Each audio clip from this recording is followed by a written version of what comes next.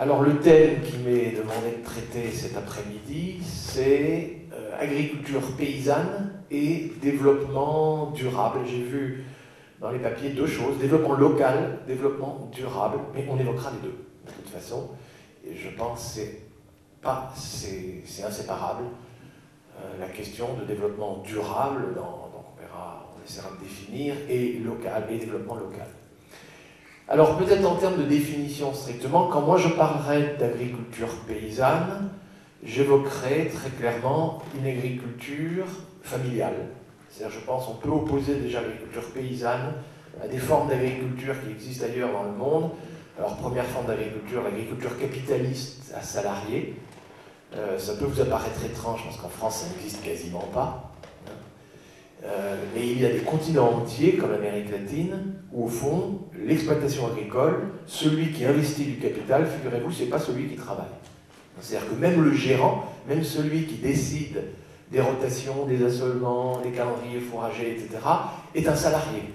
C'est-à-dire que vous avez un grand propriétaire, vous avez un détenteur de capital, il investit dans l'agriculture, mais tout, jusque même le travail de gestion, est un travail salarié. C'est-à-dire que pour celui qui investit du capital, l'important, c'est comme il investirait dans l'immobilier, comme il investirait dans le commerce, comme il investirait dans les casinos à Miami Beach. Moi, j'ai rencontré des agriculteurs, enfin, si on peut appeler ça agriculteurs, mais les grands propriétaires vendre une partie de leur troupeau et investir dans des casinos à Miami Beach. Donc sachez que ça existe. Des gens, un peu comme la Standard Fruit, si vous voulez, qui investissent dans les bananeraies et qui déplacent son capital au fur et à mesure des profits à faire ici ou là. Sachez que c'est l'agriculture capitaliste, elle prédomine dans un grand nombre de continents. On en rediscutera si vous voulez, mais ce n'est pas l'agriculture qu'on rencontre vraiment en France. Au fond, en France, aujourd'hui, l'agriculture, elle est très largement familiale dans le sens où les gens qui investissent du capital sont ceux qui bossent et ils investissent du capital en général non pas pour un taux de profit, mais pour mieux vivre de leur travail. C'est-à-dire c'est un agriculteur en France, en règle générale, il s'interroge où est-ce que je vais investir mon argent, sur quoi vais-je orienter mes systèmes de production en fonction de l'espérance de revenus du travail, en comparaison, y compris d'ailleurs, avec d'autres opportunités de revenus du travail. C'est-à-dire que le fils de l'exploitant reprend l'exploitation des parents en fonction de est-ce que j'ai mieux à faire avec mon niveau d'instruction d'aller travailler en ville ou est-ce que j'ai mieux à faire avec le capital investi par les parents à poursuivre le travail de mes parents. Et c'est un peu ça qui décide les systèmes de production en France encore aujourd'hui. Même s'il existe une agriculture qu'on qualifie d'entreprise, même s'il existe un peu une agriculture patronale où l'agriculteur emploie éventuellement un salarié, rarement deux en permanence, et c'est sans doute pas par ici qu'on la rencontre, parfois des journaliers, des saisonniers, ça on le voit dans les fruits, légumes et autres, mais l'agriculture française, en règle générale, n'est pas une agriculture dans laquelle l'exploitant est un vrai capitaliste. Un capitaliste, c'est quelqu'un qui a du capital, qui déplace son capital en fonction des opportunités de taux de profit entre l'agriculture, l'immobilier, et le commerce et d'autres activités. Alors, l'agriculture paysanne ne se réduit pas que à l'agriculture familiale. J'appellerais agriculture paysanne une agriculture familiale, certes, mais ancrée dans le pays. C'est-à-dire, en règle générale, en France aussi, l'exploitant a repris l'exploitation de ses parents, qui lui-même, les parents, avaient repris l'exploitation d'autres parents, ou en tout cas une exploitation de la région. Alors, c'est parfois aujourd'hui de moins en moins vrai dans certaines régions, mais globalement, on peut le dire, l'agriculture française, elle est faite d'exploitants qui ont d'abord appris toute une gamme de savoir-faire en commençant à exploiter chez leurs parents.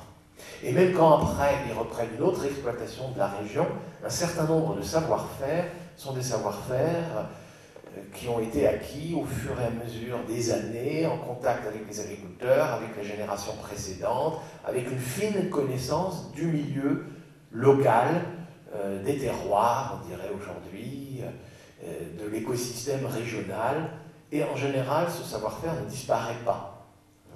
Alors évidemment, ce que je vais vous dire après, c'est que dans certaines régions en France, cette agriculture paysanne est bien ancrée dans le pays, bien au fait des potentiels productifs, des terroirs, etc., elle est très singulièrement menacée dans certaines régions. et remplacée par une agriculture qu'on qualifie un peu d'industrielle. Ça, on va le voir. Mais avant de dire quelles sont les menaces qui pèsent sur cette agriculture paysanne, je voudrais vous dire pourquoi je crois que cette agriculture paysanne est la plus à même d'assurer un développement durable. Alors, les raisons sont simples, précisément. Alors, on pourrait aussi comparer l'agriculture paysanne, mais je ne le ferai pas, avec ce qu'on appelait autrefois l'agriculture collectiviste, l'agriculture des pays socialistes. Mais je dirais qu'aujourd'hui, la comparaison avec cette agriculture-là ne présente plus grand intérêt. Je crois que l'idée que quand même l'autonomie de décision d'un producteur au plus près de sa terre, au plus près de ses troupeaux, avec la fine connaissance qu'il a, et gérer lui-même son travail et son capital, et ça a été démontré, je crois, bien plus performant que l'agriculture planifiée, centralisée, administrée, qu'on a rencontrée dans un certain nombre de pays. Donc je ne reviendrai pas là-dessus. Mais autrefois, on qualifiait l'agriculture paysanne un peu en opposition à ces deux autres types d'agriculture. L'agriculture capitaliste qu'on rencontre vraiment en Amérique latine, par exemple, pas seulement, hein, en Afrique du Sud aussi, dans d'autres régions du monde aussi, et l'agriculture collectiviste qui était celle de la Russie, enfin de l'Union soviétique et des pays de l'Est autrefois. Alors, cette agriculture paysanne, pourquoi me semble-t-elle être la plus conforme au développement durable? D'abord parce que la personne qui investit du capital, je disais, est un travailleur, qui investit aussi beaucoup de travail, et qui essaye de mieux vivre de son travail. Et la personne qui essaye de mieux vivre de son travail, les exploitants agricoles ici, je pense, me le diront, essaye d'éviter, les temps morts. C'est-à-dire qu'il n'y a rien de plus désolant pour un exploitant, sauf la période des vacances, s'il peut en prendre. Tout le monde ne peut pas prendre des vacances.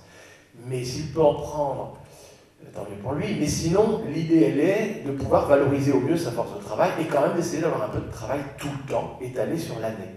Et d'éviter au contraire les trop grosses pointes de travail où on est obligé soit de diminuer les surfaces travaillables, soit diminuer la taille du troupeau, soit avoir recours à la force de travail salariée. Et rien que ça fait qu'en France, pendant très longtemps, les agriculteurs, pour au fond étaler les temps de travaux, pour assurer le plein emploi de la force de travail familiale, pour éviter d'avoir recours à la force de travail salariée, à des remplaçants, etc., eh bien, ont tenté donc d'échelonner les temps de travaux, et échelonner les temps de travaux, en règle générale, c'était un grand nombre de variétés. Étaler les temps de travaux, c'est un grand nombre d'activités, pas seulement une activité agricole, mais parfois agriculture, élevage, et on le sait, et la région ici, au fond, est le bon témoignage qu'une agriculture paysanne allait souvent de pair avec une très forte association agriculture-élevage. Et vous savez que derrière ça, derrière l'association agriculture-élevage, eh bien, il y a le circuit court pour les pailles. Les pailles peuvent servir aux litières, les animaux s'appellent encore sur des litières, l'urine rencontre, j'allais dire, les pailles, les microbes en font du fumier. Et je sais que sur la question du fumier, certains trouvent que je manque d'objectivité vu mon nom, mais ça c'est à discuter.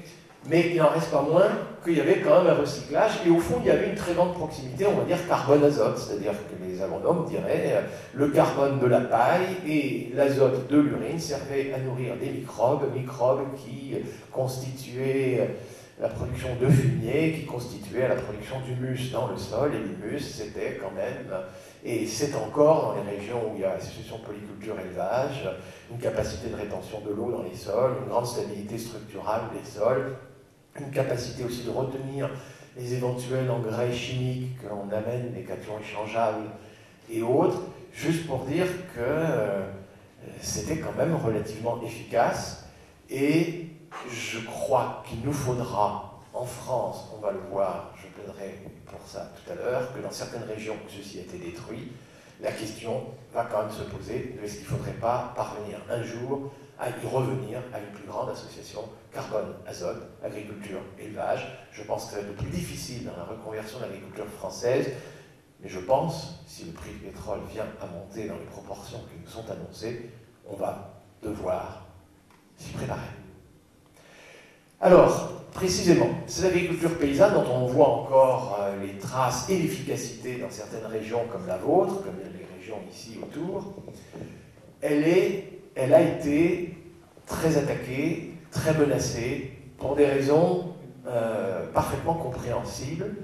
C'est plus, vous allez imaginer, et je je tiens tout à vous dire, je tiens exactement les mêmes propos devant les agriculteurs de Réloir, hein, donc l'une des régions en France où l'agriculture est la plus spécialisée.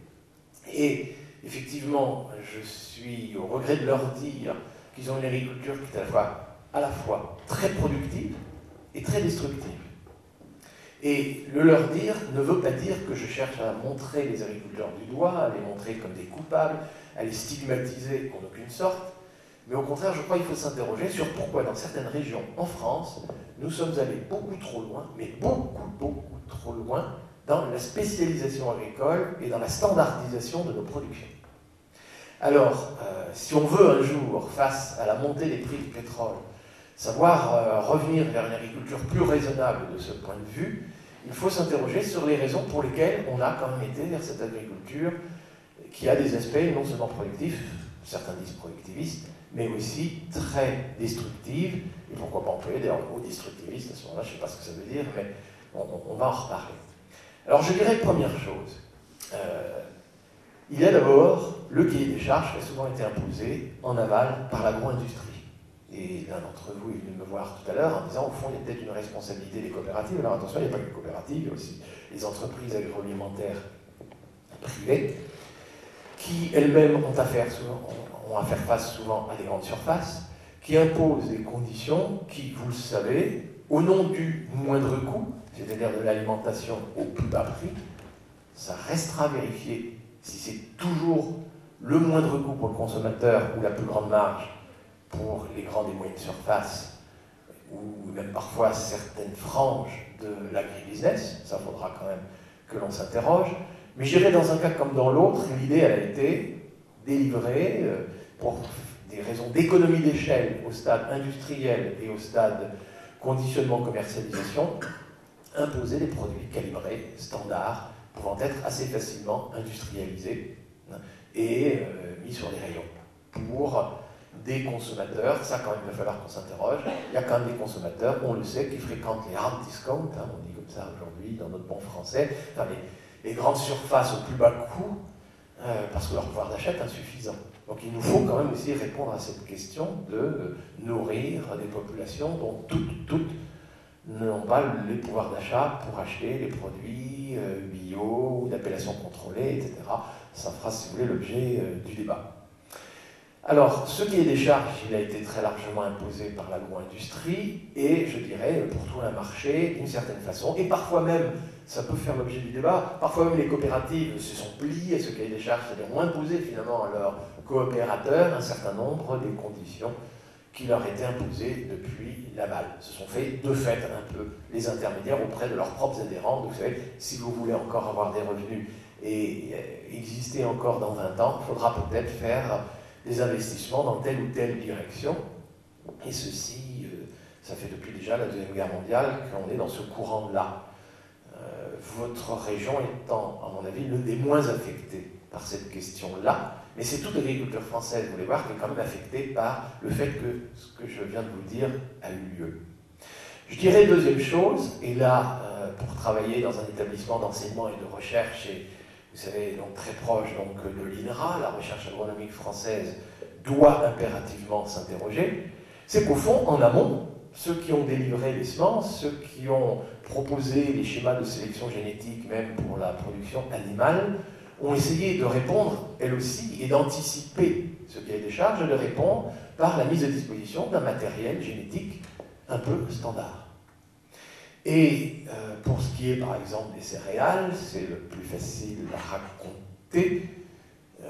C'est peut-être le plus facilement réversible, parce qu'on sait que la sélection animale, faire marche arrière, il y a une inertie dans la sélection animale qui est bien plus grande que dans la sélection végétale. Mais pour parler, par exemple, des céréales, le principe fondateur de la recherche agronomique moderne en France, il a quand même été un peu celui-là. Les surfaces sont limitées sur la planète, la population du monde s'accroît, donc impérativement il faut s'interroger sur comment accroître les rendements à l'unité de surface, et on va donc livrer aux agriculteurs un matériel qui a un haut potentiel génétique de rendement à l'unité de surface. Et même quand il parlait de rendement à l'unité de surface, c'était, vous savez, le rendement, c'est d'abord capter l'énergie solaire, et en faire des calories alimentaires. Nos calories, notre énergie vient du soleil, c'est les végétaux qui par photosynthèse le fixent sous forme d'amidon, de sucre et autres, mais l'idée était au fond des plantes, des variétés capables de bien intercepter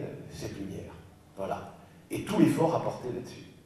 En plus, je vous le dis tout de suite, je ne veux pas trop détourner du débat, mais fallait, comme on allait investir beaucoup d'argent, il fallait amortir ça très vite. Et vous allez voir qu'au fond, le rendement du capital, la rentabilité des investissements effectués, même quand c'est une recherche publique, a été le moteur un peu de ce qui nous arrive aujourd'hui.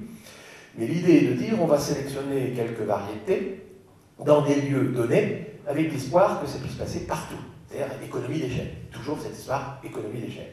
Hein, qu'on investit quelque part, après, on puisse l'amortir très vite sur de vastes surfaces en très peu de temps.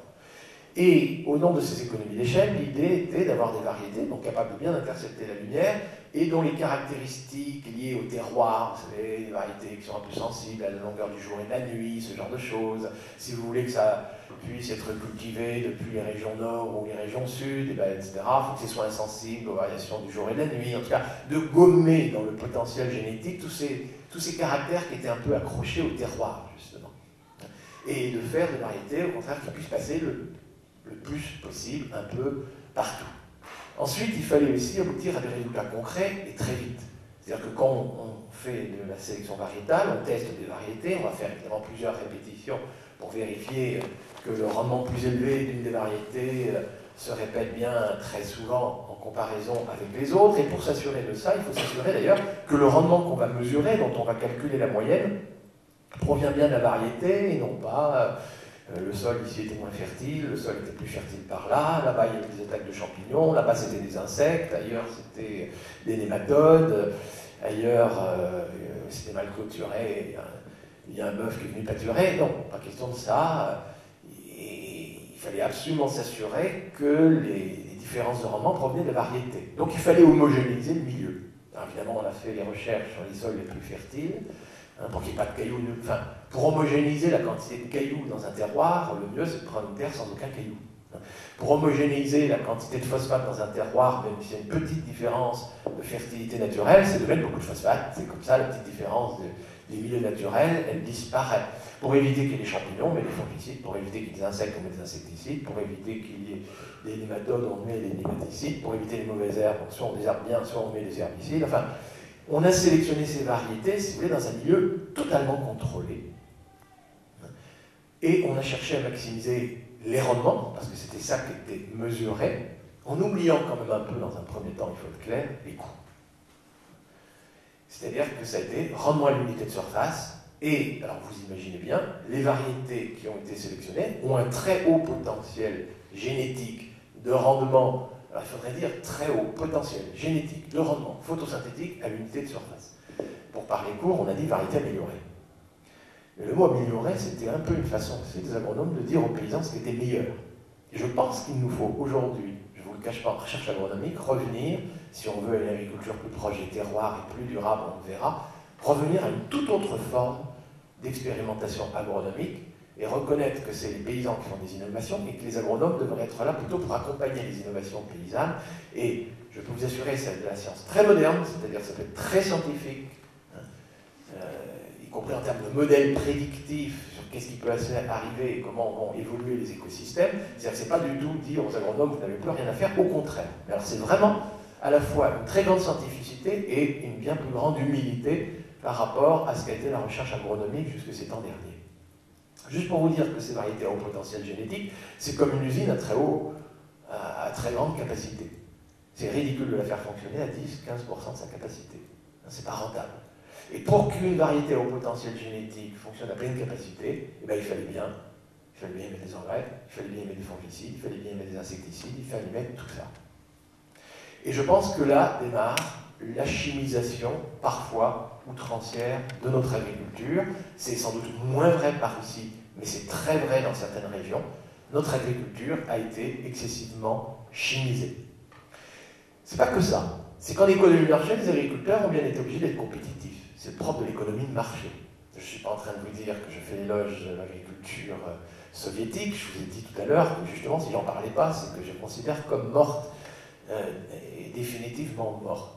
Donc en économie de marché, il y a quand même une compétition, même si c'était à l'abri de protection à l'époque du marché commun agricole. Et dans cette économie de marché, pour être compétitif, eh bien écoutez, il fallait investir et faire des investissements, ça devenait coûteux. La chance apportée par la PAC d'origine aux agriculteurs, c'était que ça assurait des prix rémunérateurs, ça permettait aux gens quand même d'épargner et d'investir, en tout cas ça donnait une assise financière suffisante pour que si on emprunte auprès du Crédit Agricole, le Crédit Agricole vous prête en vous considérant comme solvable. C'était incitatif.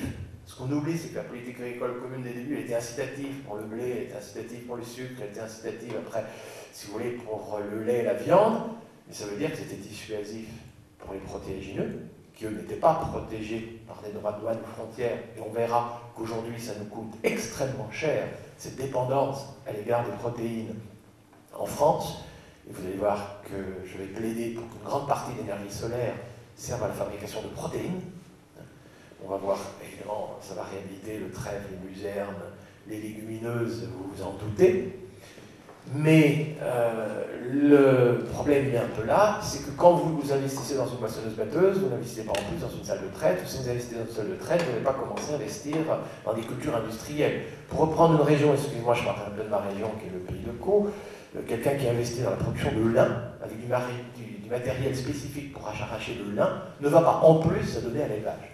Et le pays de Caux qui faisait de la polyculture élevage, un peu comme ici, il y a 50 ans, aujourd'hui, d'ailleurs, en termes de pays, elle fait encore les deux, mais vous avez des exploitations qui font des céréales et des cultures industrielles dans un coin, vous avez des exploitations qui font de l'élevage dans un autre, et il était de vous dire, pour que les vaches puissent avoir une litière, pour que les pailles puissent trouver un débouché, il faut les transporter sur des kilomètres et des kilomètres, le prix de l'essence augmente, attention, attention, tout ceci n'est plus rentable, n'est déjà plus rentable, ne sera encore moins rentable dans les années qui viennent, et c'est des coûts, si vous voulez, dont on n'a pas vu apparaître les coûts, parce que ça n'a pas toujours été pris en charge par le marché, on en discutera.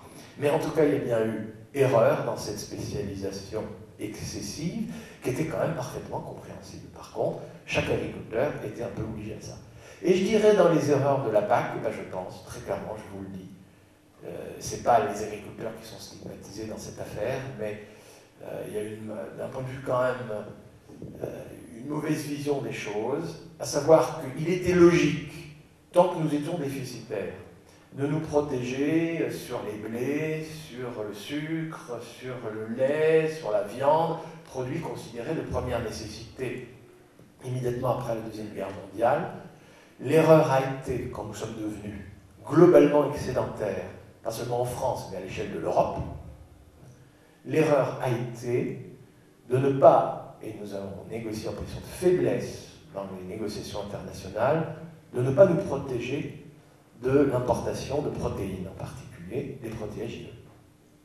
Et cela, au nom du fait qu'on souhaitait, toujours pour maintenir des prix incitatifs, stables et rémunérateurs sur les productions en question, nous avons défendu quelque chose qui a été complètement erroné. Je suis assez sévère, pas forcément contre les gens qui sont à l'origine de ça, mais sévère en tout cas contre la mesure, à savoir, nous avons défendu l'idée qu'il fallait subventionner nos exportations. C'est-à-dire que l'agriculteur français aurait un prix élevé, et pour arriver à trouver des débouchés, vous savez, c'était d'abord les surplus de lait, avant qu'on mette les quotas laitiers, la poudre de lait qui était excessive, les céréales, ça reste encore un peu vrai, mais figurez-vous que dans la Manche, on exporte encore du butter oil, enfin, de l'huile de beurre, on pourrait dire, vers des pays du Sud. Non, c'est une erreur. Et le contribuable y a mis sa contribution. Les agriculteurs étaient heureux parce que l'idée d'être rémunéré par les prix, et idée que je partage, je vous le dis tout de suite, d'être rémunéré par les prix, ben, ils ne voyaient pas déjà qu'au fond, derrière ces prix, il y avait une partie déjà de subvention. On n'a pas anticipé sur le fait que ce serait dénoncé, à l'international, ce serait dénoncé à l'OMC et ensuite au sein même de l'Europe. Et la défense par la France d'une certaine politique agricole commune, de défendre les subventions à l'export, puis ensuite des subventions à l'hectare, puis ensuite des subventions découplées, ce ne sont que des retraits, c'est sur la défensive, face aux attaques des gens qui disaient que vous êtes en train de faire du dumping à l'égard des grands latifoliaires brésiliens et argentins. Et je peux vous assurer que les grands latifoliaires argentins et brésiliens auraient mieux à faire que de vouloir nous exporter du soja. il y a 30 à 40% des gens qui vivent sous le seuil de pauvreté dans ces pays-là. N'empêche que le poids de ces très grands propriétaires fonciers, de cette agriculture capitaliste, justement, du Brésil et d'Argentine est très fort à l'OMC. Et bien que le président Lula ait été élu par des paysans sans terre, la politique internationale du Brésil, selon clair, c'est la défense des intérêts directement de ces grands propriétaires capitalistes, dont éventuellement on pourra discuter si vous voulez, le caractère durable de leur agriculture. C'est loin, très loin d'être durable, mais c'est très destructeur de l'environnement. Mais sachez qu'ils considèrent que l'Europe faisait du dumping. Et évidemment, il s'allie aux États-Unis, et le Brésil, ayant une image pays du tiers-monde, a réussi à s'allier un certain nombre de pays du tiers-monde, dont l'immense majorité des pays du Sud, vous n'êtes pas sans savoir, sont en fait déficitaires. Et là, alors c'est criminel. Subventionner nos exportations alors que nous sommes déjà 200 fois plus productifs que eux, je vais vous éviter les chiffres, mais si vous les demandez dans le débat, je vous les donnerai, mais notre agriculture est 200 fois plus productive que le milliard d'exploitations qui existent dans le monde où les outils ne sont encore que manuels. Sur les 1,3 milliard d'exploitations qui existent dans le monde, sachez qu'il y en a 1 milliard où les outils ne sont que manuels. Il y a 300 millions où c'est la culture attelée. Et il y en a 28 millions dans le monde qui ont des tracteurs qui ont accès à la motorisation, dont un peu plus d'un demi-million en France. C'est-à-dire que notre agriculture, l'agriculture motomécanisée, est minoritaire en nombre, elle est majoritaire peut-être en surface, parce qu'évidemment, les surfaces travaillées par des engins motorisés sont bien supérieures que les surfaces travaillées par des gens qui n'ont que la houe, le machette, ou même, si vous voulez, la paysanne d'Asie qui repique le riz à la main. Vous imaginez que les surfaces par actif et par an sont extrêmement limitées. Le rapport de productivité est de 1 à 200. Et en plus, c'est nous qui subventionnions à l'export. C'était insupportable. Et vous comprenez que tant que l'Europe avait comme mandat à l'OMC de négocier ce droit, soit le droit à subventionner nos exportations, soit même le droit de continuer d'exporter ce pourquoi un certain nombre, pas tous, de nos agriculteurs ont des subventions, et ce n'est pas la région ici qui est tellement mise en avant dans ces affaires-là, c'est quand, et excusez-moi, et du coup je reparle de ma région, comme ça au moins on ne dira pas qu'il y a, écoutez, le blé du Pays de Caux dans des régions normandes, où ce taux d'humidité en question, ce n'est pas les blés de première qualité, et ce sont ceux-là qui bénéficient en définitive, qui sont exportés grâce aux subventions dont bénéficient malgré tout les agriculteurs. Eh bien, nous sommes toujours, et à chaque fois, nous avons toujours perdu. Et nous sommes à 2 doigts de perdre si les négociations à Doha devaient aboutir. Dans les négociations à Doha, la question porte sur les services, la négociation porte sur l'agriculture, la négociation porte sur la propriété intellectuelle, et si les négociations dans le cadre du cycle de Doha devaient aboutir avant juillet, peut-être ne savez-vous pas, mais si on n'arrive pas à un accord en juillet 2007, il y aura peut-être des négociations internationales qui porteront sur l'agriculture, mais le mandat pourrait être changé, parce que le mandat qu'a donné le Congrès américain au gouvernement nord-américain pour arriver à Doha, il se termine en juillet.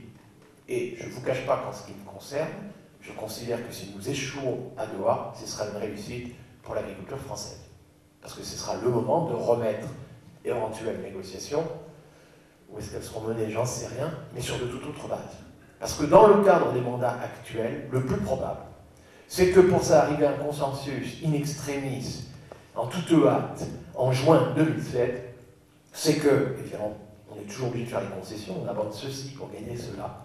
Et bien vous savez ce qui pourrait arriver, c'est que pour défendre un crocodile sur une chemise, droit de marque, et vous savez que c'est dans les discussions à Doha, on abandonne nos indications géographiques protégées, c'est-à-dire nos AOC, nos labels, c'est-à-dire que, et oui, on en est là. C'est-à-dire qu'effectivement dans les négociations, il y a, n'oubliez pas, le droit de marque, label, certification et autres. Et la pression de Brésiliens ou des États-Unis pour qu'on réduise les indications géographiques protégées à des marques, parce que je ne sais pas si vous vous rendez compte, un crocodile sur une chemise, c'est une création intellectuelle. Il fallait le faire, un crocodile sur une chemise. Alors qu'un fromage appellation fourme de Forez, excusez-moi, c'est un produit cutéreux. Alors, c'est la provoque ce que je vous dis là, mais le risque est énorme quand on cherche précipitamment à aboutir à des négociations. Et n'oubliez quand même pas que dans ces négociations, il n'y a pas que l'agriculture. Voilà. Et donc, ces négociations est très mal engagées. Et la proposition, parce que maintenant, pour défendre l'agriculture paysanne, celle qui précisément, grâce en général à la diversité de ces systèmes de production, la proximité du carbone et de l'azote et ce genre de choses, eh bien effectivement, je crois qu'il nous faut revenir vers une agriculture que l'on qualifierait aujourd'hui plus agroécologique. Alors, les méfaits de l'agriculture industrielle sont peu visibles dans des régions comme la vôtre. Mais la spécialisation outrancière de l'élevage porcin en Bretagne, attention, les éleveurs bretons ont bossé comme des dingues, hein. Ils ne manquent pas de mérite en termes de travailleurs. N'empêche que les nappes phréatiques sont polluées. On sait aujourd'hui que c'est réversible, et même peut-être plus réversible qu'on ne l'imaginait, si on prend soin de ne pas concentrer tous les élevages de cochons au même endroit, etc. Mais même en Normandie et dans mon pays de Caux, au fond c'est plus les engrais azotés, et même avec les efforts d'agriculture raisonnée et tout ce que vous voulez, dans les deux cas, céréalière ou élevage excessif, les nappes sont aujourd'hui polluées. Elles sont polluées évidemment par les nitrates, c'est peut-être pas ça le plus grave, elles sont, alors je ne parle pas dans les régions de production de patates, de pommes de terre, dans le pays de Caux, alors par les pesticides, etc. Aujourd'hui, la société, le Paris, le docteur Bellepomme, enfin je veux dire, vous avez les franges entières de l'opinion publique qui n'acceptent plus ça. Même si un grand nombre de craintes évoquées ici ou là, vaches folles, alors par contre, des régions où les animaux étaient sur pâturage ont considérablement souffert, un certain nombre de peurs peuvent être indues, mais il n'en reste pas moins que dans le pataquès entre la dioxine, le transgénique, la vache folle, les pesticides, le cancer, etc., il faut que notre société, consommateurs et agriculteurs, nous retrouvons ensemble, y voyons clair sur ce que nous souhaitons faire et que nous dominons l'affaire. Et que nous nous interdisions éventuellement, on l'a fait, d'importer de la viande aux hormones en provenance des États-Unis. Et vous savez que nous avons perdu à l'OMC par le tribunal, parce qu'à l'OMC, il y a l'endroit où on légifère, c'est les grands cycles. Mais il y a aussi l'endroit où des juges, qui sont en fait des experts, et dont il faudrait savoir comment ils sont nommés, décident. C'est-à-dire qu'il y a une jurisprudence de type anglo-saxon qui se met en place à travers l'organisme des règlements des différences, on dit à l'OMC, hein, c'est comme ça qu'on l'appelle. Il y a des jugements qui ont valeur de jurisprudence et après qui vont devoir s'imposer. C'est-à-dire que les jugements d'après vont devoir se conformer aux jugements antérieurs. Et qui ont été donc donné tort à l'Europe et c'était la France qui était le fer de lance pour qu'on évite d'importer des viandes, on va dire, dopées, issues des feedlots nord-américains, etc. La même chose risque de se produire sur le transgénique, c'est-à-dire que l'ORD risque de nous donner tort, le combat n'est pas terminé, mais le grand... Et donc il nous faut vraiment revenir à quelle agriculture on veut, et là c'est toutes les régions agricoles confondues qu'il nous faut arriver à cela. Alors, je pense qu'il nous faut revenir à une agriculture beaucoup plus agroécologique. Et la proposition d'une agriculture beaucoup plus agroécologique, c'est faire un meilleur usage, effectivement, de l'énergie solaire. Non pas en posant la question à travers une variété, puis ensuite après un type d'animal, tout lait, tout viande, par exemple. Alors là, c'est le normand, hein, comme il y avait une race mixte autrefois. Je regrette d'avoir vu la race normande commencer à faire du lait comme une Frisonne ou comme une Holstein, c'est-à-dire un lait de plus en plus... enfin encore blanc, mais de moins en moins riche, hein, alors que justement on dépense beaucoup de carburant à transporter un lait qui ne devient que de l'eau, et avec des vaches que malgré tout, je caricature, je sais, mais qu'on nourrit quand même de plus en plus comme des cochons. C'est-à-dire avec des protéines qui viennent du Brésil, et avec de moins en moins d'herbe, quoi. Et là, il y a un vrai problème. Alors qu'il y a une issue. Et l'issue, elle serait justement de ne pas raisonner la photosynthèse, la captation de l'énergie solaire à travers une variété, mais à travers des populations végétales. Et alors, c'est vrai que le normand revient à l'assaut. Une prairie sous pommier en Normandie, je suis désolé, il y avait une grande variété de graminées, une grande variété de légumineuses, il y avait les pommiers avec leur enracinement profond, aller chercher des éléments minéraux en profondeur, la chute des feuilles, ça fertilisait les sols, sachez-le, ça avait aussi des vertus, etc. Il nous faut revenir, évidemment, toujours sur le raisonnement, comment mieux intercepter cette lumière.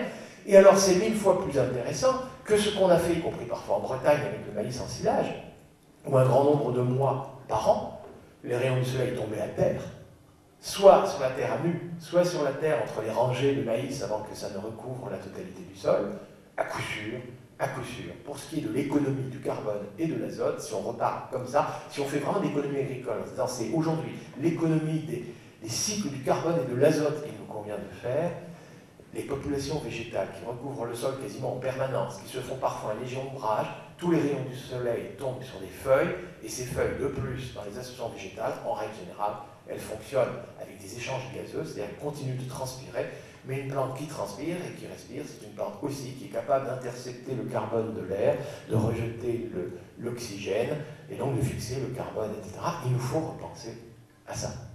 Et il nous faut y revenir, il y a l'urgence. L'urgence, c'est, vous l'avez compris, l'accroissement du prix du pétrole, l'accroissement des prix en énergie. Et la question se pose de que faire de nos surfaces. Alors d'abord, il y a trop de surfaces en France qui est retournée à la friche. Il y a trop de friches qui ne servent à rien dans le Limousin, dans certaines régions. Vous êtes moins affectés peut-être que la Creuse par cette déprise agricole, ce retour à la friche qui sert quasiment à rien. Enfin, dans le monde forêt, on voit quand même, dans ces fameux timbres-postes, on voit quand même parfois ici ou là des choses qui ressemblent à ça. C'est déjà trop, il y a déjà trop d'agriculteurs qui ont quitté la campagne, je pense. Vous savez que chaque fois qu'une exploitation n'est pas reprise, c'est-à-dire qu'elle ne sert que à l'agrandissement d'une autre, et donc il y a un emploi en moins, même si le fils de l'agriculteur qui ne reprend pas trouve un emploi, il prend l'emploi à quelqu'un qui n'en trouvera pas. Quand vous avez 10% de chômeurs en France, non, l'urgence c'est de maintenir des emplois.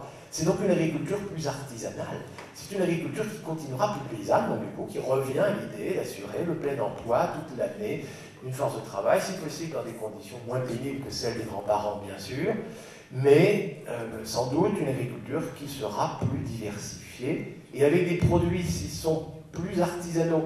Et si on cherche non pas le maximum de rendement maintenant, mais un optimum entre le rendement et l'unité de surface, qui sera peut-être moindre, mais avec des coûts, et en particulier des coûts en produits chimiques, et en ce que les économistes appellent les externalités négatives, c'est-à-dire des coûts pour la société, la pollution des nappes, les pesticides, etc., qui ne sont pas pris en compte par le consommateur ou par celui qui achète les engrais, mais qui sont pris en compte par la sécurité sociale quand elle essaye de nous soigner, et des choses comme ça.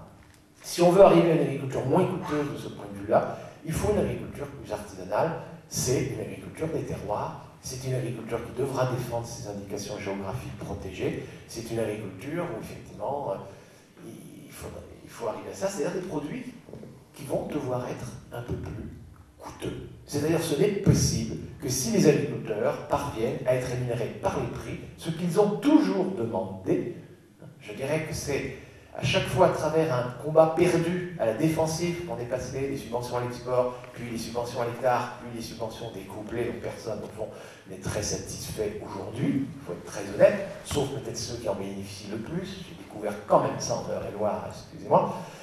C'est le lieu où les propos que je tiens sont les moins facilement compréhensibles, mais à quelques exceptions près, les aides découplées, fondées sur des acquis d'autrefois, etc., et de toute façon qui seront remis en cause en 2013, et sans doute déjà, Mme Fischer-Boel-Lexie, 2008, parce qu'il faut savoir que si les Français souhaitent que au moins le montant des subventions qui revient à l'agriculture française soit vraiment gelé, comme il a été dit jusqu'en 2013, alors là, il faut faire un geste.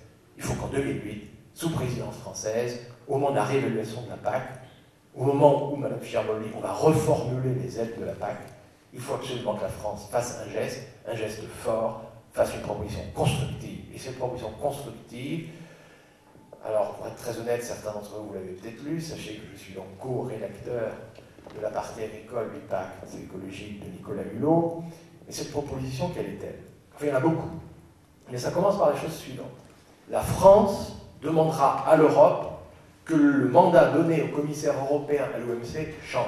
Nous renonçons définitivement à cet argument au nom de nourrir la planète. Nous renonçons à vouloir exporter vers les pauvres de la planète des surplus agricoles standards que nous avons en trop.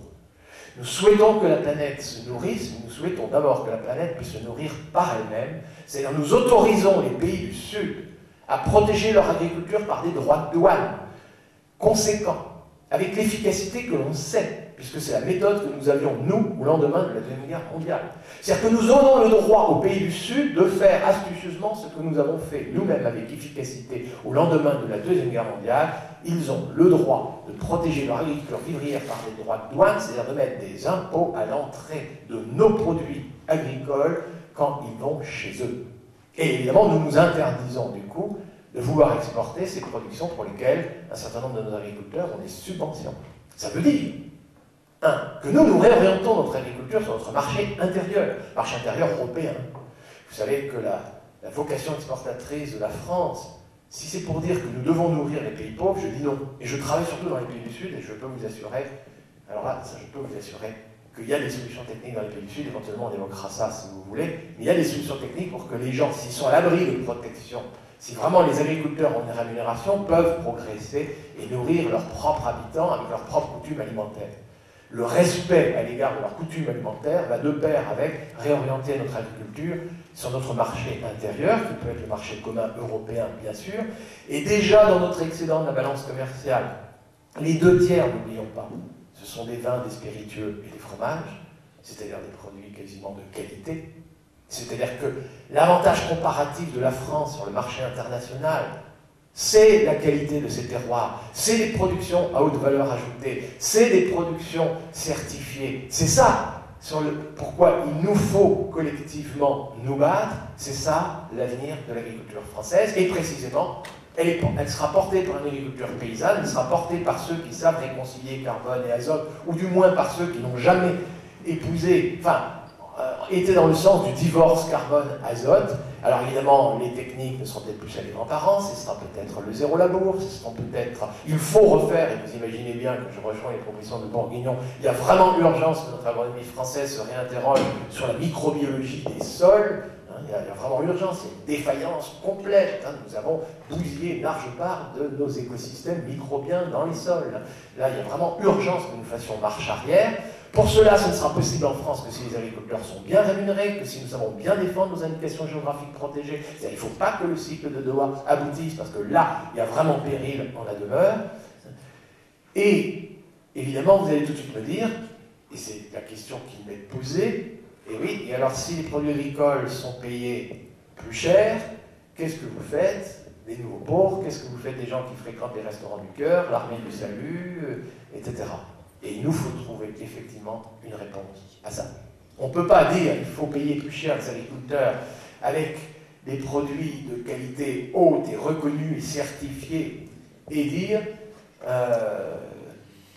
on laisse de côté les gens pour qui ces produits seront trop chers et ils n'y auront jamais accès.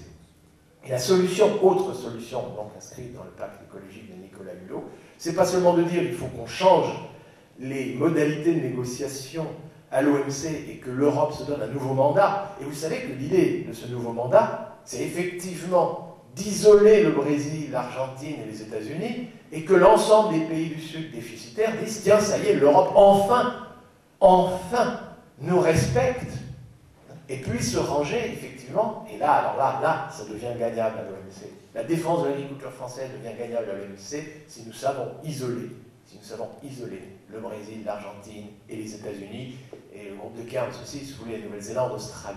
Nous pouvons le faire en termes de nombre de pays, c'est possible.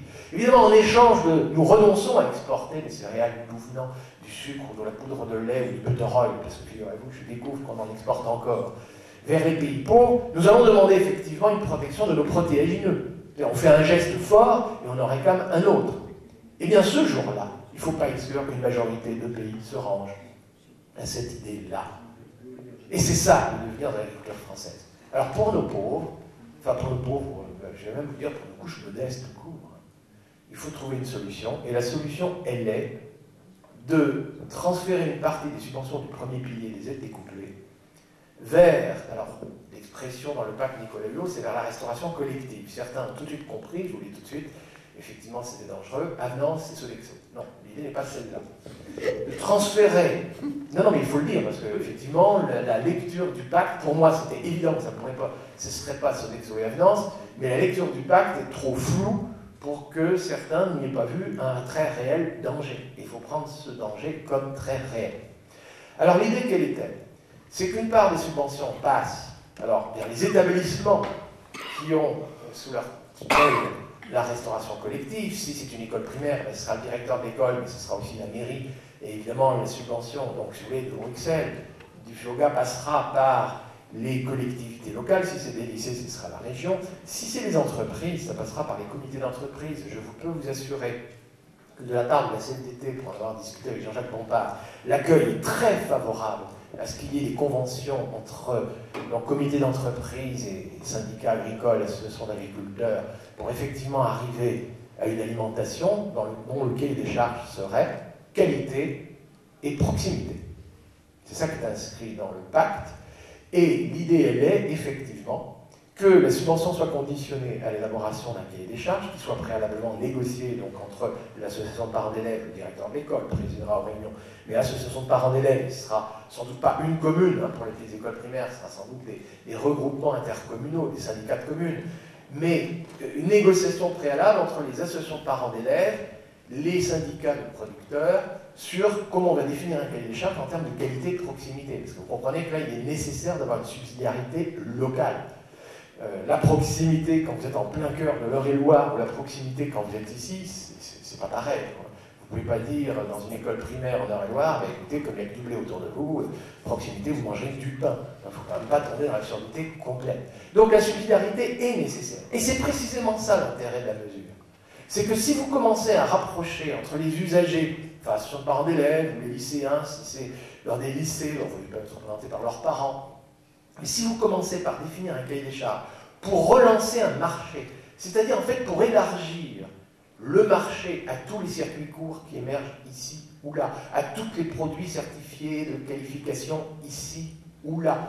Et évidemment, le bio est inscrit comme un critère de qualité, et il n'est pas inscrit que comme le critère unique de qualité, parce qu'il faudra s'interroger, produit fermier, produit ceci, produit cela. L'idée, elle est bien de relancer une dynamique qui permette de redéfinir, et alors là, vraiment, plus encore qu'avec une interprofession, puisqu'on y associe des consommateurs, de parents d'élèves et autres, des produits dans lesquels la certification fera l'objet d'un contrôle social entre les différentes parties. Après tout, c'est quand même comme ça qu'on arrive à exporter du roquefort. Parfois, ça devient un peu industriel dans les affaires. Il faut qu'on fasse parfois un peu attention. C'était le champagne que je disais en l'occurrence. Mais juste pour vous dire qu'au fond, dans les 2/3 de notre excédent de la balance commerciale extérieure aujourd'hui, ce sont des produits pour lesquels il y a quelques décennies, parfois plus d'un siècle, on a essayé de défendre des agriculteurs qui étaient dans les conditions les plus difficiles. C'est-à-dire on a fait de nos terroirs difficiles un atout et un avantage comparatif sur le marché mondial. Et c'est ça que nous exportons aujourd'hui au sein de l'Europe et à l'extérieur de l'Europe jusqu'aux États-Unis. C'est ça qu'il nous faut continuer de poursuivre, et il faut absolument qu'à l'OMC, il nous soit donné la totale liberté pour arriver à une agriculture de plus en plus paysanne, de plus en plus durable, de plus en plus locale, ancrée dans ces terroirs. C'est ça à la fois qui respecte l'alliance carbone-azote, et c'est ça aussi qui permettra éventuellement d'éviter la déprise dans un certain nombre de régions aux conditions difficiles. Je crois que c'est possible. Il faut qu'on s'y mette. Merci.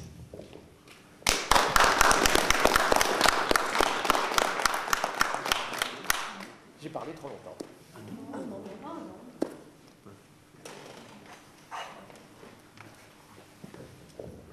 Avez-vous entendu parler de la charte de Bamako? Il y a une rencontre qui s'est déroulée de 70 paysans du monde, donc un contre-forum, enfin c'était pas le forum de Via Campesina, c'était un contre-forum à côté, sur la souveraineté alimentaire comme droit inaliénable des peuples, et par le passage notamment par les semences paysannes, entre autres, quoi. Vous avez entendu parler de ça ou pas? C'était en février dernier, donc il y a une charte qui est sortie, écrite par tous ces agriculteurs. Oui, donc j'en ai entendu parler. Alors, dans les éléments nouveaux qui me laissent penser que les propositions que je fais, inscrites dans le pacte de Nicolas Hulot, devraient être possibles, c'est effectivement ce virage qui est en train de s'amorcer dans les pays déficitaires du tiers-monde. Afrique de l'Ouest, c'est très nouveau, mais je dis bien aujourd'hui, Afrique de l'Ouest compris. Et ça, c'est-à-dire cette demande, cette exigence de revenir à une sécurité alimentaire sous forme de souveraineté alimentaire, c'est-à-dire de ne plus devoir manger du blé, enfin du pain, ou bien du riz de Camargue et de Louisiane, mais de pouvoir manger des produits locaux et d'assurer au sein de marchés communs régionaux, là aussi protégés, parce qu'au fond, la protection aux frontières, vaut mieux qu'elle soit à travers frontières communes à plusieurs pays, plutôt que chacun mettant des douaniers l'un face à l'autre. Et cette revendication est nouvelle, et ça, il faut vraiment s'en rendre compte. L'élément nouveau qui est décisif, on le voyait déjà dès Seattle, c'est l'émergence d'organisations paysannes organisées qui défendent cette idée fondamentale, souveraineté alimentaire des pays africains, comme l'a défendu l'Europe au lendemain de la Deuxième Guerre mondiale. Absolument. Et ce combat, donc, qui est celui qui pourrait être celui des agriculteurs français, celui d'une agriculture de qualité pour notre marché intérieur européen, peut très bien être partagé par des gens comme Amadou Sissoko, comme des gens comme ça qui sont animateurs du repas. Ils sont, au fond, eux se rendent bien compte que derrière nous, sécurité alimentaire, chez nous, c'est un peu sécurité sanitaire des aliments. Chez eux, c'est l'approvisionnement en calories, première nécessité, c'est la protéine ensuite en deuxième nécessité, mais au fond, c'est la même chose. C'est-à-dire, ne pas faire à l'OMC un libéralisme intégral, mais faire de l'OMC un lieu où il sera autorisé de créer des marchés communs régionaux qui négocieront à chaque fois l'échange de leurs produits agricoles, mais conditionnés à chaque fois par la souveraineté alimentaire. En fait, là, les 70 paysans, c'était du monde entier. Hein. C'était pas, ils se sont réunis à Bamako, mais c'était pas que des Africains. Mais le fait qu'ils soient réunis à Bamako, c'est très important. Alors, dans les marchés communs qui sont aujourd'hui possibles, tout nouveau, sachez-le, c'est les pays d'Asie du Sud-Est, qu'on appelait l'ASEAN, c'est l'association des nations d'Asie du Sud-Est, dans lesquelles vous avez Thaïlande, Indonésie, Vietnam, Laos, Cambodge aussi, Malaisie, etc. C'est assez nouveau, mais ça y est, l'idée de faire un marché commun agricole, alors ça veut dire chez eux, la Thaïlande et la Birmanie seraient les exportateurs de riz pour l'Indonésie qui produirait plutôt du caoutchouc, du cacao et autres, mais de définir un marché commun, en tout cas entre eux, comme cela, est en voie de discussion. Ça a longtemps capité, on pourrait dire, hein, échoué, et aujourd'hui, je pense, il y a des bases un peu plus saines pour y arriver. Vous avez, alors, c'est un peu compliqué, pourrait très bien faire l'objet d'un marché de cette nature, c'est la communauté andine des nations. Le problème, c'est la séparation, on va dire Colombie-Venezuela aujourd'hui. La Colombie a déjà signé un traité de libre commerce avec les États-Unis, ça rend la chose extrêmement difficile. Il ne faut surtout pas faire un marché commun du type Mexique-États-Unis. Parce que le marché commun Mexique-États-Unis, c'est le Mexique importer les maïs librement depuis les États-Unis. Le résultat, c'est que ça a mis en faillite tous les producteurs de maïs du Mexique. Et les producteurs en faillite, évidemment, dans le cadre du libéralisme, eh ben, on cherchait à migrer vers les États-Unis, on leur a dit non. On vous demande d'ouvrir vos frontières à nos produits agricoles, on vous interdit nos frontières à votre force de travail. Eh bien ça, cette question-là, c'est la question mondiale d'aujourd'hui. Et c'est aussi pour ça, c'est à mon avis la raison aussi pour laquelle nous pouvons gagner à l'OMC. Les mouvements migratoires, je déborde de votre question si vous permettez, mais les mouvements migratoires intempestifs que nous observons aujourd'hui à l'échelle internationale sont très largement dus à l'appauvrissement de la paysannerie lié à la concurrence de nos produits agricoles qui, pour deux raisons, sont produits avec des engins motomécanisés, c'est-à-dire que nous sommes 200 fois plus productifs que eux, un actif produit 200 fois plus de valeur ajoutée chez nous que chez eux, et en plus c'est la nôtre qui était subventionnée. Et le libéralisme, je vous signale, la théorie néoclassique qui sous-tend la théorie libérale, dit qu'au fond, oui, il faudrait ouvrir les frontières et que tous les pays se spécialisent selon leurs avantages comparatifs, ceci à la condition, évidemment, qu'il y ait une libre concurrence, une concurrence parfaite, c'est-à-dire pas de monopole, qu'il y ait libre circulation des facteurs de production, dit la théorie néoclassique, mais en concret, quand les économistes parlent comme ça, libre circulation des facteurs de production, ça veut dire libre circulation des hommes et des marchandises, pas seulement la libre circulation du capital. Et vous savez que la théorie néoclassique était très formelle, eh bien la somme, dans ces conditions-là, bien sûr, la somme des intérêts individuels ferait l'intérêt collectif. S'il y avait une concurrence parfaite, vous savez que ce n'est pas du tout le cas, nous sommes dans une concurrence complètement imparfaite. Elle est imparfaite à cause des monopoles, elle est imparfaite à cause des frontières, elle est imparfaite à cause de... Certains disent ce puits de pétrole est à moi, d'autres disent ce latifundium est à moi, les paysans sans terre n'ont pas à y rentrer, et certains disent l'hexagone est à une frontière et il n'est pas autorisé tout le monde de rentrer. Mais imaginez qu'il y ait le libre-échange, l'affectation optimale des ressources, c'est effectivement de mettre beaucoup plus de gens chez nous. C'est-à-dire, si on regarde à l'échelle mondiale, il est un peu stupide de regarder des gens s'évertuer à travailler dans des régions semi-arides, dans des conditions extrêmement difficiles. Il faudrait les accueillir en très grand nombre sur nos limons dans le bassin parisien. Et évidemment, les États-Unis devraient accueillir en masse les Mexicains et tous les Haïtiens. Parce que, je vous assure, 250 habitants au kilomètre carré sur les sols squelettiques d'Haïti, je peux vous assurer, dans ces conditions de misère, je veux dire, l'urgence est qu'ils rejoignent les États-Unis. C'est le discours que je dois vous tenir si je suis libéral. Vous avez compris pourquoi je ne me présente pas aux élections avec un discours pareil. J'ai peu de chances d'être élu. Alors ok, alors disons-le. Et moi je suis aussi de ceux qui pensent qu'après tout le mieux serait que tout le monde puisse vivre et travailler dignement au pays, dans son terroir. Je suis pour les migrations choisies. C'est-à-dire que les gens ne soient pas obligés de migrer pour fuir la misère. Vous savez, quand des gens s'accrochent avec des nœuds d'avion, c'est pas qu'ils aiment le pays d'accueil, c'est qu'ils fuient la misère de leur propre pays. C'est pas par amour pour la France que les gens viennent en France. Je suis au regret de vous le dire, vous le savez très bien.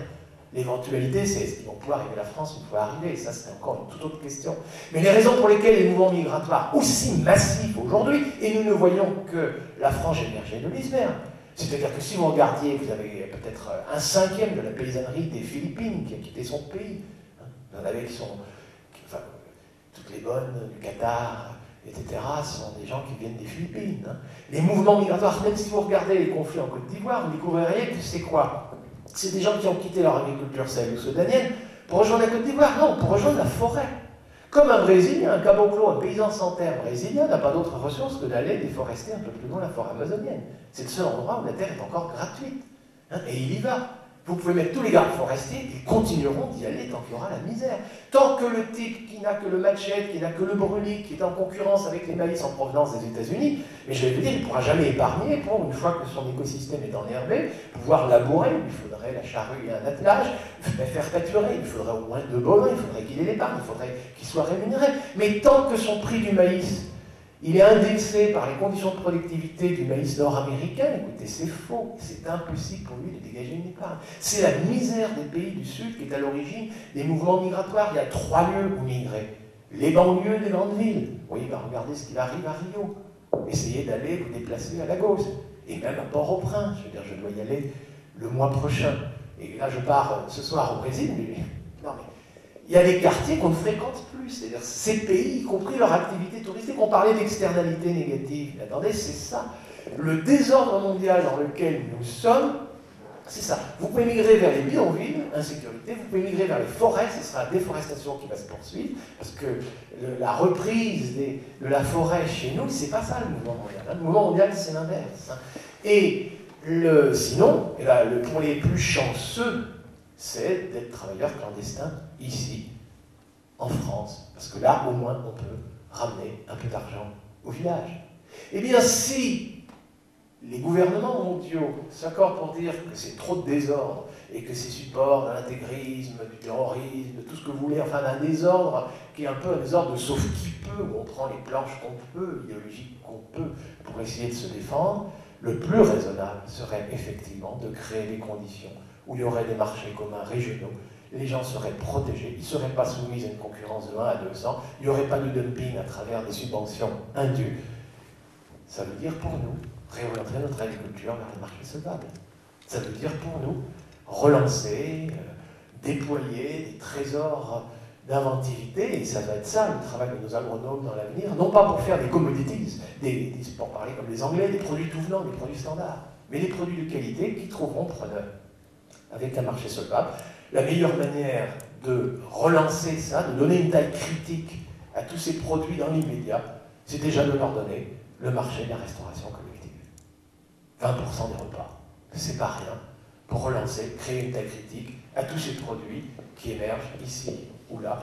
Et donc personne ne devrait être exclu. Même dans le Rémoire, il y a des gens qui m'ont dit, mais au fond, en plus de mes céréales, je peux commencer à faire des asperges vertes. Vous avez une coopérative en Loire qui fait des asperges vertes parce que vous avez un marché. C'est le marché plutôt asiatique pour les asperges vertes. Ça va, oui, écoutez. Et oui, il y a des possibilités de diversification. Je ne souhaite exclure personne de ces affaires. Vous avez quand même compris que la politique, elle est d'abord en priorité auprès des agriculteurs et des agriculteurs qui sont en conditions difficiles. Mais n'oublions pas, les 2 tiers de notre balance, de l'excédent de notre balance commerciale extérieure, elle provient de produits qui ont été protégés par des indicateurs, par des AOC autrefois, parce que c'était la façon de protéger les agriculteurs en conditions difficiles. Donc effectivement, les modalités techniques d'une opération comme celle-là, c'est d'abord alors, il y a plusieurs étapes. Déjà aujourd'hui, d'ailleurs, dans la restauration collective, au fond, Alors c'est vrai qu'il y en a qui ne sont pas externalisés, c'est-à-dire le cuisinier, c'est le cuisinier d'école, et puis il y a des lieux où la restauration collective est déjà externalisée, pour reprendre les mots de ces établissements, c'est-à-dire qu'ils confient ça à des sociétés, dont les deux plus grandes sont Sodexo et Avenance. Enfin, il y a heureusement des sociétés aussi de restauration locale, heureusement ça existe. Alors, la première procédure, je pense, et c'est à ça que serait conditionné le transfert de la subvention, c'est qu'il y ait un cahier des charges qui soit clair en termes de qualité et proximité, et je vais vous dire aussi de saisonnalité. Et on commencerait de toute façon par les écoles primaires, je vous le dis tout de suite, parce que c'est là aussi où peut se faire l'éducation au goût. Je pense qu'on a urgence en France à ce qu'il y ait une éducation au goût chez les gamins des écoles. C'est un problème difficile, hein. On sait que les gamins, même à la maison, n'aiment pas toujours manger des épinards, je me souviens quand j'étais gamin. Et à la restauration collective, il est parfois difficile de faire manger un peu toute une gamme de produits. N'empêche que c'est quand même à ces âges-là que c'est dû que le goût. Alors, dans le cahier des charges, effectivement, ça va dépendre des conditions locales. Il faut absolument que les syndicats agricoles et les associations de parents d'élèves soient présents. Le président de cette affaire, c'est nécessairement le directeur de l'école qui réunit ces réunions. Et la subvention est conditionnée à ça. Ensuite, il y a un appel d'offres. Il y a une procédure d'appel d'offres. Et il y a dans le Code des marchés publics, d'ores et déjà, je vous le dis tout de suite, un article 14 qui porte clause de développement durable.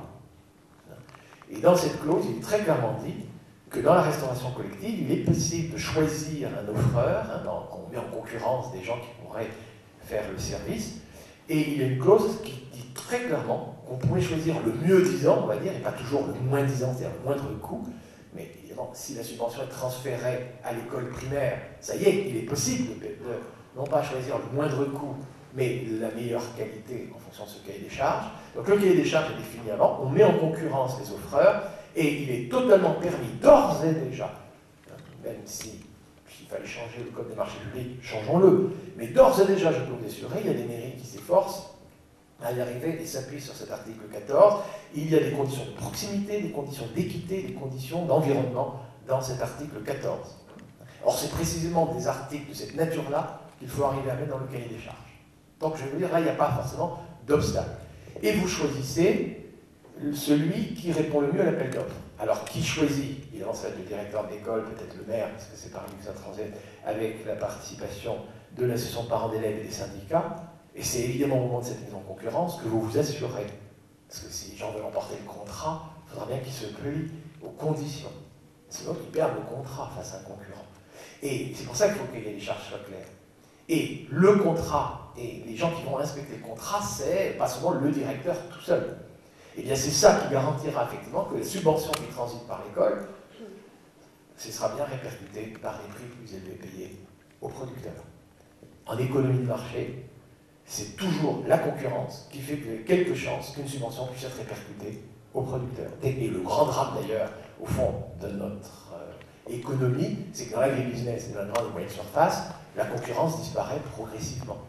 Là, vous êtes en train en fait de recréer des circuits de commercialisation alternatifs à celui des grandes surfaces et autres. Alors par contre, la question, et je posais ça à des syndicats agricoles, c'est inutile de vous dire que depuis que les gens ont su que j'étais co-rédacteur de la partie agricole de ce pacte, j'ai rencontré tous les syndicats, à l'exception de coordination rurale, mais CDJA, FNSEA, mais à travers la Fédé Champagne-Ardenne davantage, et puis Confédération Paysanne. Et inutile de vous dire que sur ces modalités techniques, tout le monde en ce moment essaye de... Parce que ça y est, mais en même temps, ça veut dire qu'après les premières questionnements de principe, maintenant je découvre que tout le monde discute effectivement des modalités techniques. Et c'est dans le moment de cette mise en concurrence avec un cahier des charges qu'on y parvient. Alors la question elle est, et aujourd'hui où il y a une telle critique, où ça y est, il y a un marché qui s'élève pour ses produits de proximité et de qualité, et si Carrefour ou quelqu'un commence à dire, mais attendez, ce produit-là m'intéresse, j'aimerais bien le mettre dans mes rayons. Je ne pense pas qu'il y ait beaucoup d'agriculteurs qui disent non, pas vous. Et au fond, c'est ça l'idée. C'est de commencer par la restauration collective pour amorcer et donner une telle critique à des circuits nouveaux, qui viennent faire concurrence aux circuits actuels qui ne sont plus des circuits en concurrence. Il y a trop de monopoles dans la commercialisation aujourd'hui. C'est-à-dire que le truc fondamental, c'est de créer de nouveaux circuits de commercialisation et leur donner une telle critique et une force fondée évidemment un peu sur le volume, c'est-à-dire, mais ça ne fait que 20% des repas, hein, la restauration collective, mais surtout sur la qualité, sur la recertification. Et vous savez, si ici ou là, à travers des procédures comme celles que je viens de vous indiquer, Vous pouvez remettre des appellations contrôlées, des certifications dans lesquelles il y a une vraie participation qui va des consommateurs jusqu'aux producteurs. Moi, j'en serais que très satisfait. Pour certaines régions, ce serait bienvenu.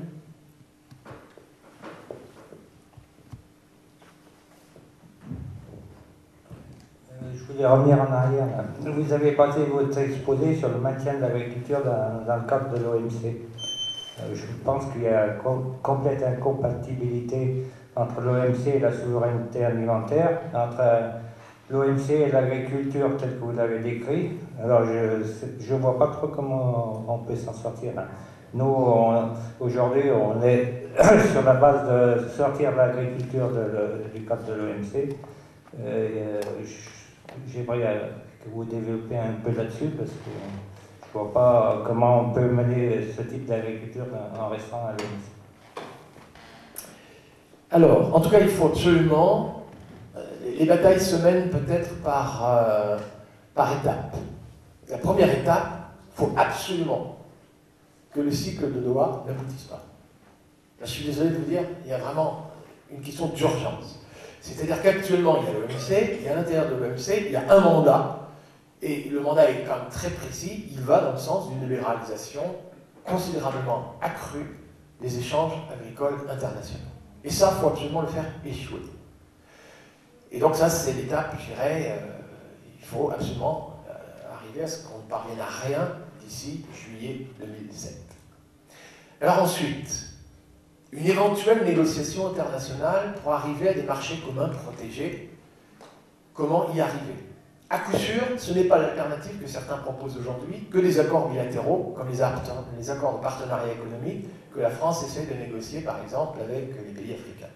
Je vous le dis tout de suite, c'est pas ça. Et comme les États-Unis aussi essaient de faire, et ont déjà fait avec la Colombie, avec le beau désastre, à savoir que déjà au niveau de la communauté des nations, une proposition comme celle que je ferais volontiers, et qui est portée par un certain nombre de paysans bien sûr, mais aussi de gouvernants dans ces pays-là, devient quasiment impossible.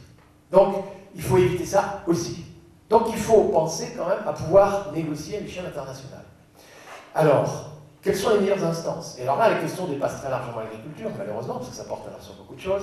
Il y a l'environnement, et évidemment, je serais plutôt de ceux qui pensent qu'une organisation mondiale de l'environnement, si ça pouvait intervenir avant toute renégociation internationale sur l'agriculture, c'est-à-dire qu'il y ait un droit préétabli sur des clauses environnementales, pas seulement en relation avec l'effet de serre, mais ça va quand même être ça qui va être l'élément moteur de négociations internationales sur l'environnement et d'une éventuelle création d'une organisation mondiale pour l'environnement, vous savez que ce n'est pas fini. Et je ne suis pas très à l'aise pour vous dire. Je pense que, en même temps, plus tard on attend pour aboutir à des accords internationaux, plus nombreux seront les accords de partenariat économique bilatéraux qui vont tout foutre en l'air aussi. Donc je suis très mal à l'aise pour vous répondre. Est-ce que l'institution, ce sera l'OMC? Est-ce que ça ne pourrait pas être la CNUSED? La CNUSED était une organisation de l'ONU, mais vous avez vu l'affaiblissement aujourd'hui de toutes les organisations de l'ONU. La FAO n'est plus que le bras droit de l'OMC pour définir les mesures phytosanitaires. C'est-à-dire, l'ONU s'est rendue à l'OMC. Le vrai problème que vous posez, c'est le problème de la gouvernance mondiale. De toute évidence, si on ne veut pas que ce soit le laisser-faire et la main invisible, il faut qu'il y ait un gouvernement mondial des échanges internationaux. Sinon, ce sera la main invisible. Et la main invisible, elle est vraiment méchante. Elle met en concurrence des gens qui sont dans des rapports de productivité de 1 à 200, elle est criminelle. Comment la remplacer, cette main invisible? Par quoi? Si ce n'est pas l'OMC dans ses statuts actuels, le pire dans l'OMC, enfin, il y a deux choses qui sont graves à l'OMC. C'est d'abord le côté légiférant, le cycle de Doha. Bon. Si on arrivait à un cycle sur un autre mandat, peut-être que ce serait déjà bien. Attention, derrière l'OMC, il y a quelque chose de plus terrible encore, c'est l'ORD, l'organisme des règlements des différends. C'est-à-dire, on légifère à plusieurs pays, on fait un consensus sur des textes vagues, et après la concrétisation, elle se fait par un jugement dans lequel les juges sont, ne l'oubliez pas, des experts. Pourquoi la France, l'Europe a-t-elle perdu sur l'histoire de la viande aux hormones? C'est parce que les experts ont été majoritaires pour dire que la viande aux hormones était sans aucun danger pour la santé. Et malgré tous les arguments avancés par l'Europe. Et c'est pas vous qui avez décidé qui sont les juges. Si d'ailleurs vous savez comment ils sont nommés, vous avez de la chance. C'est tout ce qui est de plus opaque. Il est peut-être encore plus là le problème de la remise en cause de l'OMC, me semble-t-il. C'est plus encore son organisme de cœur l'organisme de règlement des différends. Donc il faudra arriver effectivement à ce qu'il y ait un lieu où légiférer de nouveaux échanges marchands mondiaux, un lieu où négocier les arbitrages juridiques qui devront avoir lieu quand il y aura des querelles par rapport à cette législation. Je vois mal la CNUSED aboutir, et il ne faut pas négocier le commerce indépendamment de te rassurer qu'on ne peut pas mettre le commerce avant certaines clauses environnementales, certaines clauses relatives à la santé, certaines clauses relatives à l'emploi. Le BIT, je suis désolé, c'est plus rien aujourd'hui. Je suis désolé de vous dire des choses pareilles, j'en suis le premier. Vous savez, la gouvernance mondiale, aujourd'hui, on se demande si c'est pas parfois le G7 ou le 7,5, je ne sais pas comment vous l'appelez. Parfois, il y a même un moment, je me demande si c'est pas un monsieur à Washington tout seul, quoi.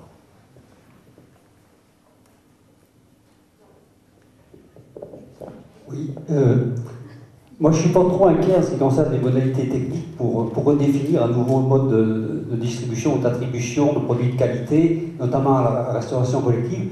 Il y a quand même du boulot parce qu'actuellement on est dans la situation inverse, c'est-à-dire que tout ce qu'il y a de plus mauvais et qu'il faut, les importations qu'il faut camoufler, ça passe tout par là, donc il y a du boulot. Mais dans la mesure où il y a une volonté politique, on peut y arriver. Par contre, c'est sur l'évolution des mentalités que je suis inquiet, parce que si vous saviez à quel point, dans la France profonde, vous et moi qui pensons la même chose, on est des salauds parce qu'on ne veut pas nourrir ces pauvres gens qui meurent de faim, alors que les autres sont généreux parce qu'ils veulent produire beaucoup dans les pays riches pour nourrir ces pauvres gens. Mais c'est très profond et c'est pas simplement dans la France profonde des gens qui sont ce qui serait classé comme le plus pauvre de notre société. Il y a des gens qui sont dans ce qu'on appelle les classes moyennes et qui pensent très profondément cette chose-là, que les jachères, il faut vite en finir en Europe. Parce qu'il faut produire, parce qu'il y a des besoins dans le monde. C'est très fort. Alors, les actes d'attaque, quand on est à la base, comme ça, pour dire on va essayer de faire évoluer une mentalité, on n'en a pas beaucoup, et si on est paysans et producteurs, abandonner ce qu'on a, c'est-à-dire les subventions, on sait ce qu'on a, on ne sait pas ce qu'on va trouver derrière, et ben, là aussi on a du boulot, nous, en tant que responsables agricoles, pour faire évoluer les mentalités. Je partage complètement votre point de vue, hein, et puis après tout, si j'ai très volontiers accepté de venir ici en discuter avec vous, c'est parce que je pense que plus on est nombreux à essayer de confronter nos idées, c'est que ça peut quand même faire avancer les choses et les mentalités, hein, c'est clair que c'est bien ça.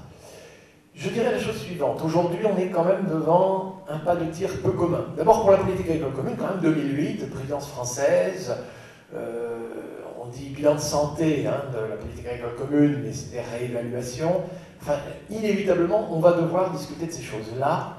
Ça va être remis. Alors évidemment, je vois bien que les candidats fuient la discussion, il faut être clair.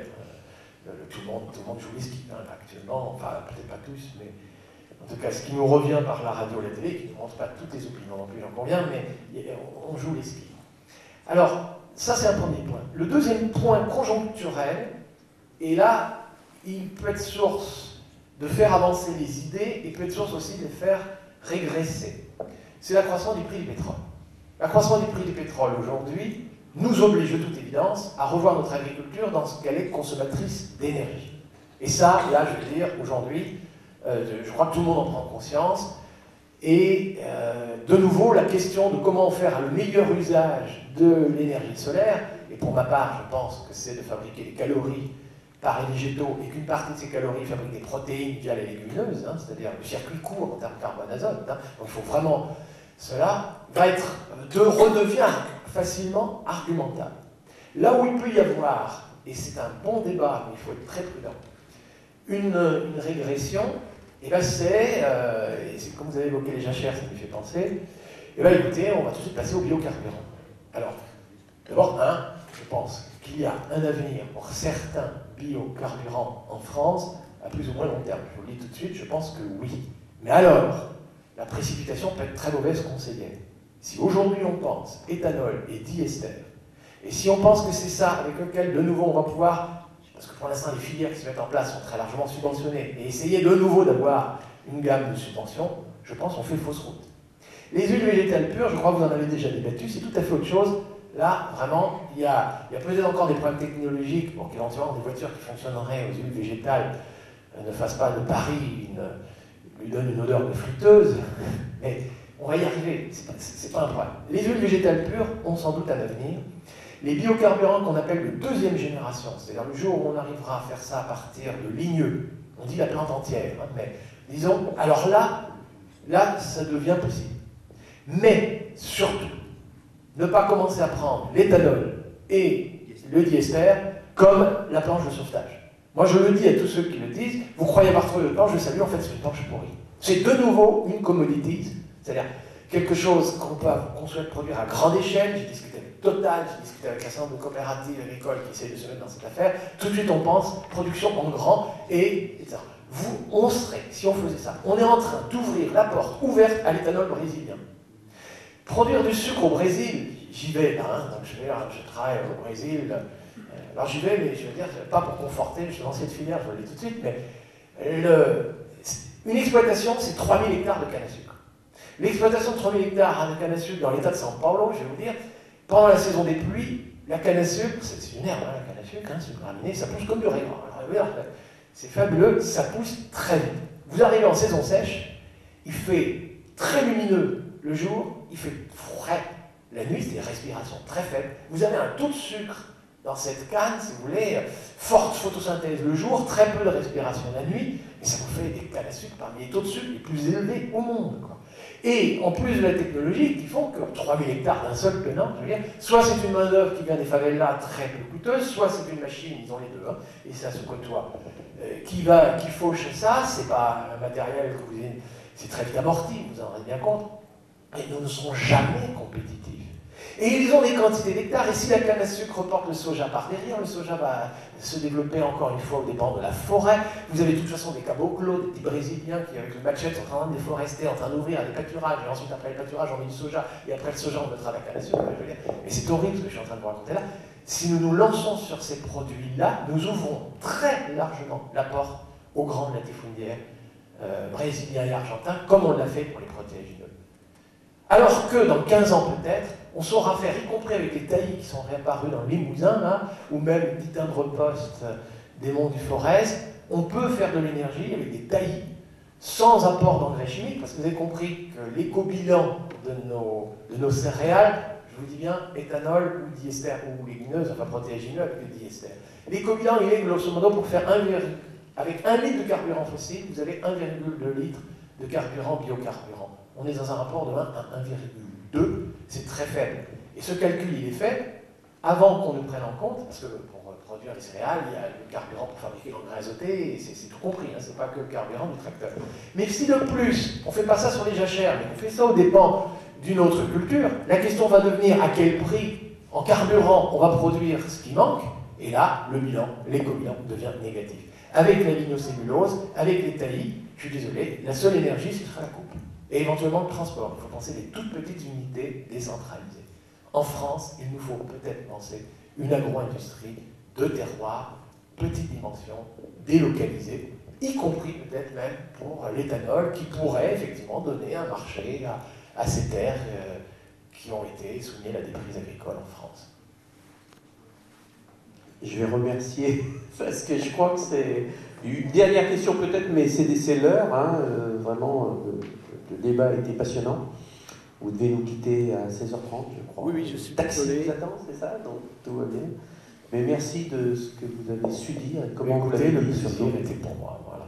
Merci beaucoup. Merci.